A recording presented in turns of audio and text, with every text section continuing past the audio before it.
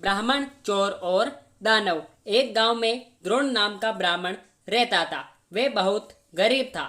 न उसके पास पहनने के लिए अच्छे कपड़े थे और न ही कुछ खाने को था। ब्राह्मण जैसे तैसे भिक्षा मांगकर अपना गुजारा कर रहा था। उसकी गरीबी को देखकर एक यजमान को उस पर दया आ गई। उसने द्रोण को बैलों का एक जोड़ा दान में दे दिया। बैलों को गोधन मानकर ब्राह्मण द्रोण उनकी सेवा पूरी लगन के साथ करने लगा। उसे बैलों से इतना प्रेम था कि वो खुद कम खाता था, लेकिन बैलों को भरपेट खिलाता था। ब्राह्मण की सेवा पाने के बाद दोनों बैल तंदुरुस्त हो गए।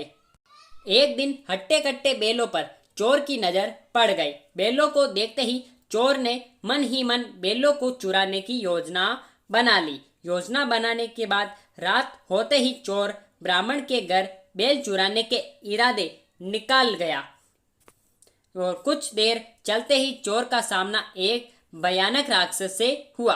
राक्षस ने चोर से पूछा, तुम इतनी रात को कहाँ जा रहे हो? चोर ने कहा, मैं ब्राह्मण के बैल चोरी करने जा रहा हूँ।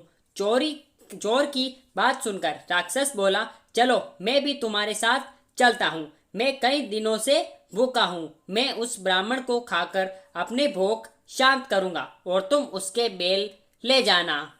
चोर के मन में हुआ कि रास्ते के लिए एक साथी भी हो जाएगा तो इसे साथ ले जाने में कोई बुराई नहीं है। ये सोचकर चोर अपने साथ राक्षस को साथ लेकर ब्राह्मण के घर पहुंचा। ब्राह्मण के घर पहुंचकर राक्षस बोला, पहले मैं ब्राह्मण को खा लेता हूँ, उसके बाद तुम बैल चुरा लेना। चोर ने कहा, नहीं, पहले मैं बैल चुराऊंगा, उसके बाद तुम ब्राह्मण को खाना। अगर तुम्हारे आक्रमण से ब्राह्मण जा गया तो मैं बैल चुरा नहीं पाऊंगा। फिर राक्षस बोला, जब तुम बैल खोलोगे तो उसकी आवाज से भी ब्राह्मण जागकर अपनी रक्षा कर सकता है। मैं इस चक्कर में भूखा रह जाऊंगा।